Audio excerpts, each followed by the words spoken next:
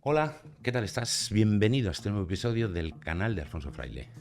A ver, ¿estás leyendo o escuchando noticias todos los días en las que Europa pone aranceles a los coches chinos, pero no sabes si son los eléctricos, los de combustión o ambos? En los que China dice que va a tomar represalias y va a poner aranceles, aunque no se sabe exactamente contra quién. A que Estados Unidos también ha hablado de aranceles, pero no sabes si ya han entrado en vigor o van a entrar en una fecha previa pactada para que se pueda negociar antes a última hora. En fin, un caos total. Bueno, pues como ya te he dado la bienvenida, te la vuelvo a dar. Y entramos en materia porque voy a aprovechar para explicarte qué es un arancel, para ponerlo en contexto como de costumbre, y después iremos concretamente al grano de este asunto, que no deja de ser un grano, no voy a decir dónde.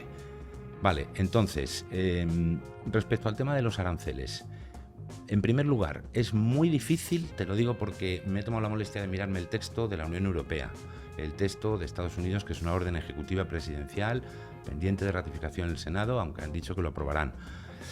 Es un poco galimatías, es un acertijo envuelto en un misterio dentro de un enigma. Esta es una frase famosa de Winston Churchill. Si sabes a qué país se refería cuando la dijo, déjalo en los comentarios. Y por cierto, pronto, ya te anuncio, abriré la pestaña de comunidad.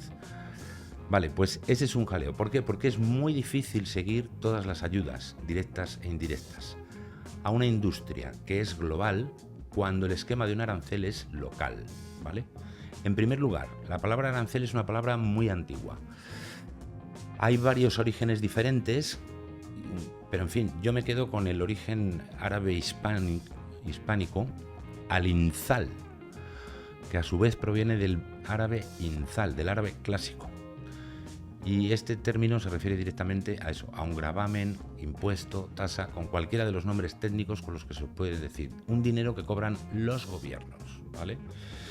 Como los gobiernos, igual que el resto de gente, para los ingresos están siempre deseosos de aumentarlos, al final esto acaba siendo algo que empieza y difícilmente desaparece. Dicho esto, después de la Segunda Guerra Mundial, se empezaron a negociar una serie de cuestiones. Lo primero que se hizo fue el GATT, que como ves en la pizarra es un General Agreement on Tariffs and Trade, ¿vale? Impuesto general sobre aduanas y comercio, aranceles y comercio. Vale, pues ese es un acuerdo que firmaron 23 países y te voy a poner también la lista en movimiento de los países para que veas todos los países iniciales que se apuntaron, y te los estoy poniendo exclusivamente por orden alfabético, porque no hay ninguno más importante ni menos. Empezamos con Australia, Bélgica, Birmania en su día. Este acuerdo se firmó en el año 1947, o sea que ya lleva tiempo en vigor. Entró en vigor el 1 de enero del 48, ¿vale? Birmania hoy es Myanmar, firmó Ceilán, que hoy es Sri Lanka, seguimos descendiendo, Chile, China, Estados Unidos, Francia, India, los países más poblados del planeta, casi todos están, Rodesia del Sur, hoy Zimbabue, y firmaron este acuerdo con la intención de ir negociando a lo largo del tiempo, poco a poco, el ir reduciendo los aranceles para facilitar el comercio.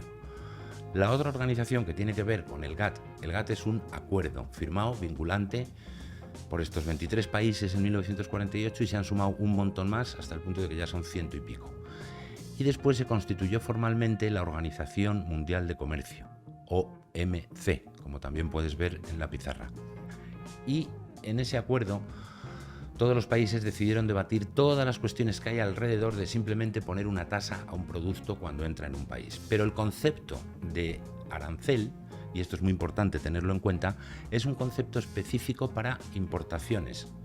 Cuando alguien importa un producto es porque otro alguien lo está exportando. Por lo tanto, importación y exportación se suelen poner con barra entre medias, son lo mismo según desde qué lado se mire, desde el lado de quien vende o desde el lado de quien compra, ¿vale? Entonces, con este esquema claro, en el contexto en el que estamos, en el que hay un montón de empresas chinas que durante muchos años se han dedicado a hacer investigación y desarrollo con mucha profundidad, han fichado a algunos de los mejores ingenieros del mundo,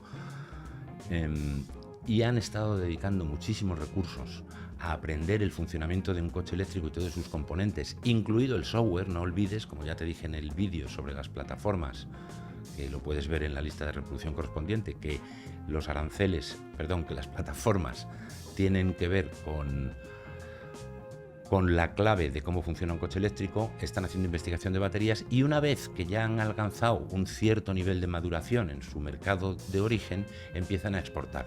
Esto es lo habitual en cualquier empresa de cualquier producto. Si aquí añadimos que hay muchas empresas, bien.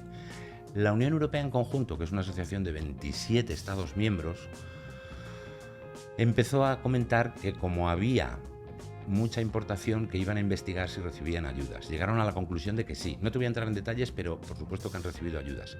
El tema es que lo que verás poco en la prensa europea, si la sigues, desde España o desde México, pues te darás cuenta de que también en Europa se están dando subvenciones a los coches europeos, a la electrificación, a las inversiones necesarias para hacer esa transformación.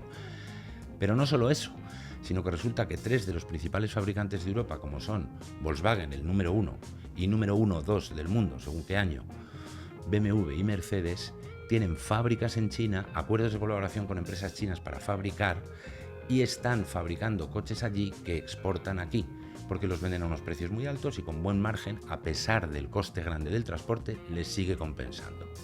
Bien. Esas empresas, lógicamente, han protestado en contra del acuerdo. Por cierto, el acuerdo de la Unión Europea entra en vigor el próximo 4 de julio, si no hay cambios. Todavía no está en vigor.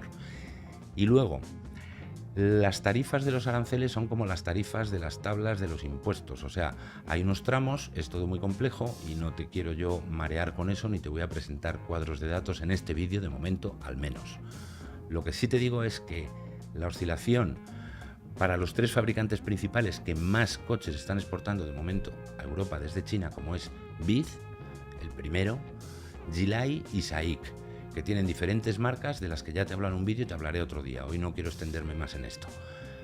Pues para un fabricante quedarían el 17,4%, para otro en el 20%, para otro en el 38%.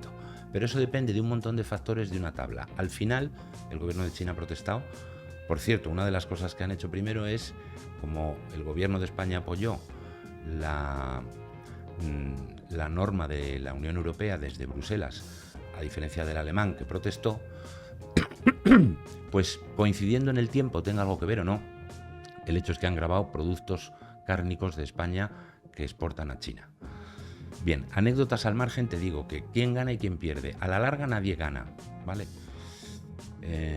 A la larga nadie. Y luego a la corta es tan difícil ver el tema que hay consecuencias que quiero que las tengas en cuenta, y con esto es con lo que quería llegar a la conclusión final de este vídeo. Vamos a ver, en primer lugar, si tú pones aranceles para que las empresas chinas no les salga a cuenta exportar coches desde allí, lo que estás haciendo es retrasar algo de tiempo para que la industria europea del automóvil pueda empezar a sacar coches económicos, que le quedan 1 año y medio, 2 años, 3 años, por ahí.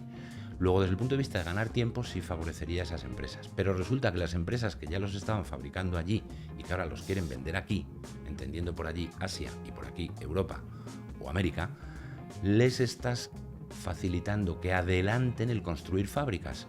Es una solución de largo plazo, pero BYD ya está construyendo una fábrica en Hungría para fabricar coches en Europa. Como te recuerdo que el arancel es un impuesto para importaciones y exportaciones, si fabricas en Europa, los coches que fabriques aquí no se pueden gravar con aranceles. Por lo tanto, lo que conseguirás será que adelanten más la producción europea para que ofrezcan coches. Yo, como consumidor, lo que quiero es que me den coches con la mejor relación posible de calidad-precio, a un coste asequible para toda la población, para que esa industria pueda prevalecer, y ese es el contexto en el que se deberían mover los comentarios. Estados Unidos, con esto voy a terminar, se ha quedado un poco más largo, o sea, ha ido bastante más allá, específicamente a los coches eléctricos que ya tenían un arancel del 25% desde hace 4 años y pico, se lo ha subido, 5 años y pico, perdón, se lo ha subido al 100%. Definitivamente con esto las empresas chinas no pueden exportar coches a Estados Unidos. ¿Qué es lo que ya están buscando? Terrenos en diversos estados para montar fábricas en Estados Unidos. Eso sí, contratarán a gente de Estados Unidos. Esta medida es proteccionista y no deja de haber un tanto de hipocresía, porque los gobiernos, en la misma declaración en la que dicen que son partidarios del libre comercio, están anunciando un arancel, y son dos cosas que van una en contra de la otra. En cualquier caso, si tienes una opinión diferente, déjala que estaré encantado de atenderla. Y con esto, sin más, te dejo recordándote que estamos en un canal de libertad con principios. No te pierdas el próximo episodio del canal de Alfonso Fraile. ¡Chao!